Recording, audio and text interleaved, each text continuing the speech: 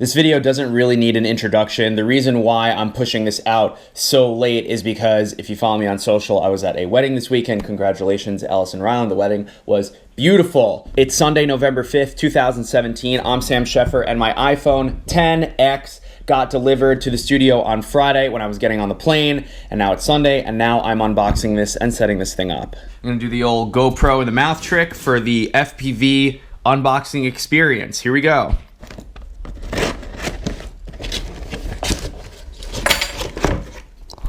It's like vacuum sealed in here. That's pretty cool. This is a pretty big iPhone box.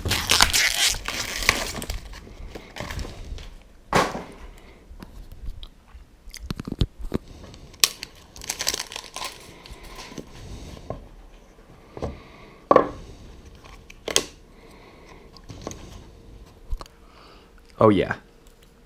Oh yeah. Oh yeah. Oh yeah. You know what's in this box. There's the power brick, lightning ear pods, and the dongle, of course, and then the lightning USB cable. But that stuff's not important. This thing is important. Let's see that edge-to-edge goodness. Oh, this is cool. If you have an iPhone or iPad running, you can also set this phone up manually.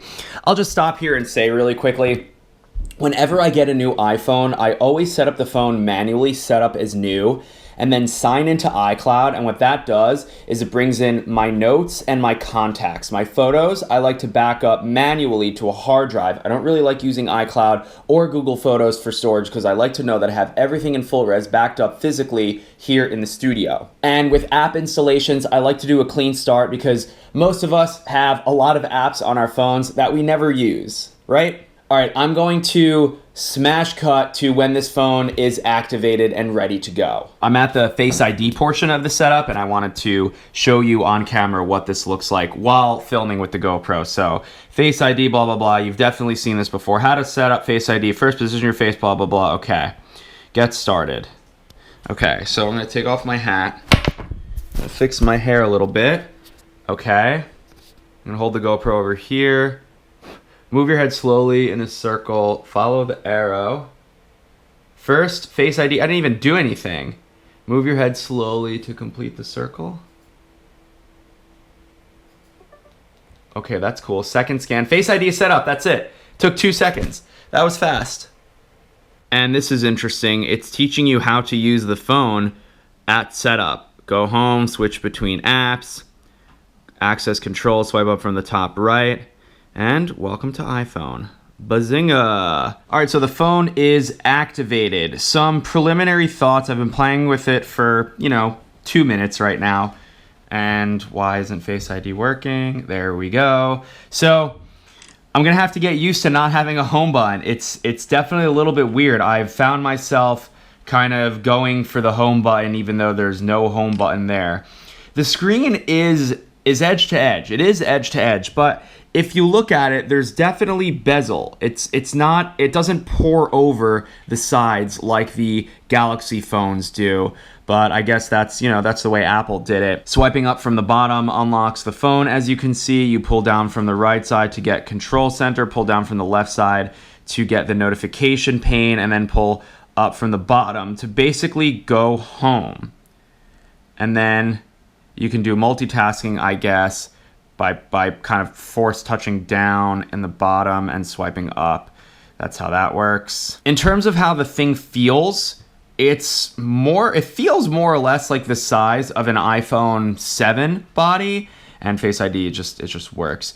And the screen, I can't really see that it's super high resolution. It has a higher resolution than the previous generation iPhones, but the screen looks good. It's the first time the iPhone's ever had an OLED display, which is a nice change. I'm gonna record an Animoji for you and put it on the screen, so give me a sec. I've got broads in Atlanta, twisting dope lean in the Phantom, credit cards and the scammers.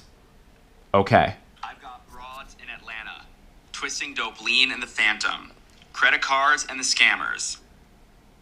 I'm pretty sure those are the words. But notice how some of the user interface elements, there's just this gigantic space down here. There's a lot of space on this phone. It feels like there's a lot of extra room. Like, look at the bottom here. There's just extra space down there. And the display is taller than the previous generation phone. So if it looks weird to you, that's why. And let's go ahead and take a portrait selfie here. So if we go into portrait mode, portrait camera, create a portrait with a sharp subject against a beautifully blurred background. Add portrait lighting beta for dramatic effects. Your photo depth is information stored and will allows you to, okay, cool. I'm gonna take it. So it's like really making the edges soft. It's working a little bit too hard in comparison to what I've seen on the Pixel, but I bet this thing will get better over time. In terms of how the thing feels in the hand, it's grippy, the glass is back. It does show fingerprints. It depends on how you hold it in the light, but it's not as bad as some other phones. And I wouldn't say this is more of a smoky gray color rather than a space gray, but that's just me. Apple should just call this black and should just call the other one white, but they call it space gray and silver for whatever reason. I really like the bezels on this phone. It reminds me of the stainless steel Apple Watch. The edges here are really nice. They're polished nicely and they blend really well with the phone. And what's nice is the SIM card tray looks like it's made out of the same material. But this is the latest and greatest iPhone. I'm glad I got it. I'm on the Apple upgrade program, as most of you know. So next year, whatever Apple does, I'm gonna get it. And let's just think for a second what Apple's gonna do. I speculated about this in another video, but now that we have iPhone 10 and then iPhone 8 and 8 Plus, what are they gonna do? The iPhone 10, we talked about this already, but whatever it is, I'm going to get it. I'm very curious to see. It'll be fun to look back and say like, oh, remember when we were speculating? Now we have iPhone, whatever it is. So that's it, just a quick unboxing and impressions video. This is now my daily driver. It feels so much better to hold this one in my hand than the gigantic refrigerator that is the iPhone 7 Plus. Let me know in the comments below if you got yourself an iPhone 10 and what you think about it. I'll be doing a ton more testing, posting videos and photos. If there's a specific video you want to see me make, let me know. One thing I plan on doing, because I'm going to Los Angeles soon, I want to do a grand camera comparison test specifically for photos between the iPhone 10, the Galaxy Note 8, and the Google Pixel 2, the kind of 3 flagship devices. I don't have an LG V30, so I won't be able to use that device, but expect extensive testing and thoughts all over social media. My username is Sam Sheffer everywhere. And that's it. Thank you for watching. Leave a like on this video and subscribe if you somehow haven't already. And also, hello to my new subscribers that are here from Casey's channel. Welcome. Talk to y'all soon.